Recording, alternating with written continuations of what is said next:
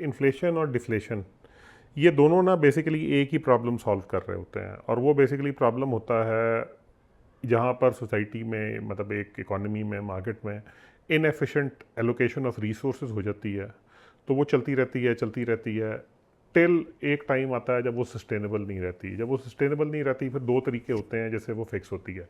या तो इन्फ्लेशन बढ़ना शुरू हो जाती है, और या फिर बेसिकली एसेट्स की प्राइसेस एकदम क्रैश कर जाती हैं, जिसको डिफ्लेशन बोलते हैं। और डिफ्लेशन से फिर बेसिकली होता ही है कि सब कुछ एडजस्ट हो जाता है।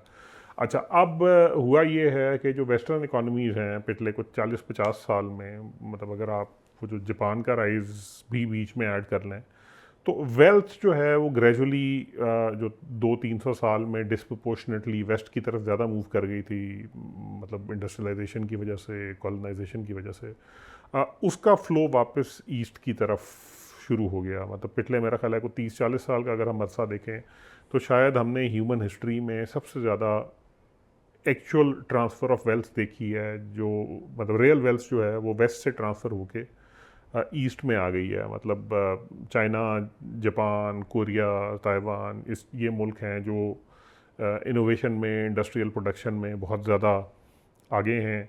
फिर ये बेसिकली चीज़ें बनाते हैं, ये चीज़ें बना के वापस वेस्ट को बेचते हैं, दुनिया सारी को बेचते हैं, वेस्ट को भी बेचते हैं। वेस्ट ज़रा बड़ी मार्केट है, मतलब अमेरिका और ईयू मिला के कोई तकरीबन आधा साइज़ है दुनिया की मार्केट का इन टर्म्स ऑफ कैपिटलाइजेशन। तो ये उनको बेचते हैं। अब होता ये है, सीधी सी बात है, अगर आप कुछ बना के किसी दूसरे को बेच रहे हैं और वो आपसे ख़रीद रहा है, तो उसके पैसे आपके पास आते जा रहे हैं।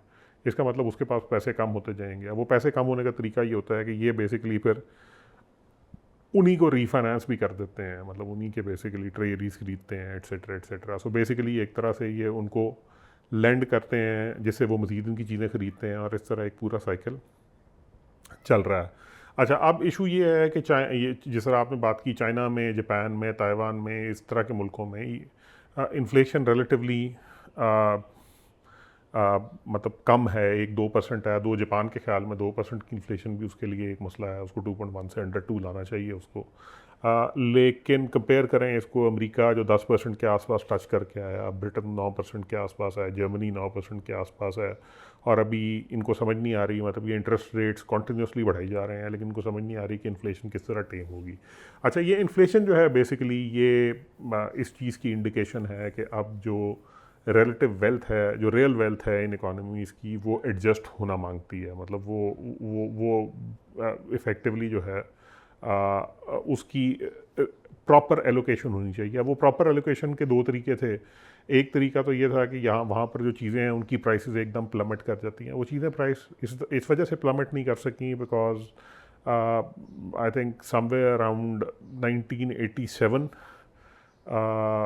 इन्होंने हिसाब किताब लगा लिया था, और 2008 ऑनवर्ड्स तो उसको फिर बहुत मतलब रिलीजियसली फॉलो किया कि हम एसेट प्राइस को टूटना अफोर्ड नहीं कर सकते, बिकॉज उसकी वजह ये है कि उससे एक पूरा चेन रिएक्शन निकलता है, और वो चेन रिएक्शन जो है that leads to a series of bankruptcies. मतलब अगर फॉर इंस्टेंस आपका घर है, आपके घर की वैल्यू 4 करोड़ रुपए है, 4 करोड़ रुपए के ऊपर आपने से 60% का या 70% का लोन लेके कारोबार शुरू किया हुआ है, कारोबार के लिए आपने 2 करोड़ 80 लाख रुपया निकलवाया है, इसमें से अब वो 2 करोड़ 80 लाख का जो कारोबार है वो चल रहा है, वो चीज़ें बेचता है से एंग्रो को।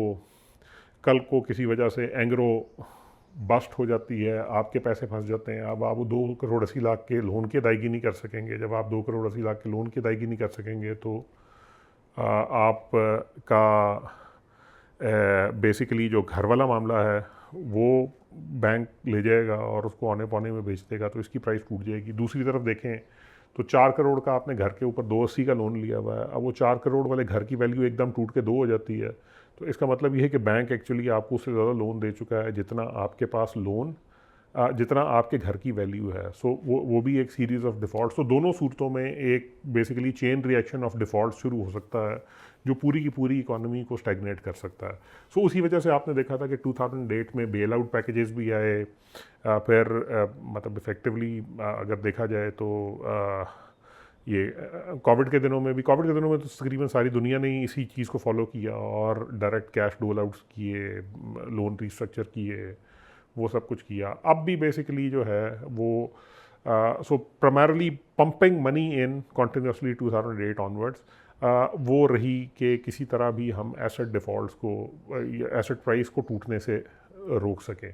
अब उसका नतीजा ये निकला है, ज़ाहिर सी बात है, इकोनॉमिक्स के जो फंडामेंटल हैं उन्होंने तो अपना आप असर्ट करना है।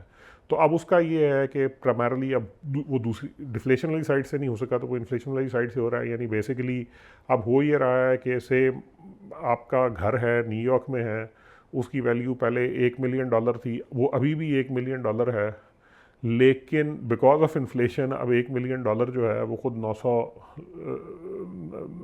900K के आसपास आ गया है, अगर 10% इन्फ्लेशन का हिसाब किताब लगाएं। सो बेसिकली उसकी रियल वेल्थ उधर से टूटना शुरू हो गई है। और ये वाला मसला क्योंकि जापान, चाइना जैसे मुल्कों के साथ, ताइवान जैसे मुल्कों के साथ नहीं है, इस वजह से वहाँ पर इसका इम्पैक्ट उस तरह नहीं आ रहा है। मतलब वहाँ जो एसेट की वैल्यू है वो अब उसको ना टूटने की ज़रूरत है, ना ही इन्फ्लेशन बढ़ के उसकी रियल वैल्यू कम होने की ज़रूरत है। तो इस वजह से हमें ये डिस्प्रपोर्शनेट फैक्टर नज़र आ रहा है। मतलब आप ये देख लें, पाकिस्तान जैसे मुल्क जो हैं या इवन इंडिया जैसे मुल्क जो हैं, इंडिया की भी इन्फ्लेशन 6-7% के आसपास जा रही है। अक्सर मुल्क ऐसे हैं जो बेसिकली इन्फ्लेशन साइकिल को फील कर रहे हैं।